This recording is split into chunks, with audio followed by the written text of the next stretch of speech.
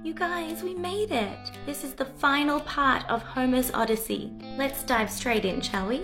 Odysseus has finally arrived back in Ithaca and he's disguised as a beggar, so as not to rouse suspicion among all the suitors who are trying to woo his wife. So he goes to the palace and they take him in, and this one slave, she's washing his feet and she's like, I recognize that scar. She's like, oh my god, it's the king, he's back!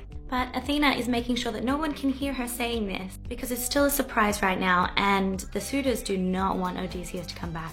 By this stage, Penelope is running out of excuses as to why she won't marry any of the suitors. At this point, Odysseus has been gone for 20 years. They're like, please, just hurry up and choose someone. And she's like, oh, fine. Whoever wins this contest, I'll marry you. So she's like, whoever can get an arrow through a dozen axe heads will be the winner and I will marry that person.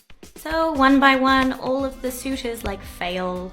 And only Odysseus, who is still dressed as a beggar at this point, is able to successfully do it. Before they even have time to celebrate, Odysseus takes off his robes and turns to the suitors and he shoots them all. Telemachus is also there shooting down some of the suitors. Now, I wouldn't really condone this kind of level of violence, but I guess the suitors would have killed him if they knew that that was Odysseus, because they wanted to marry his wife.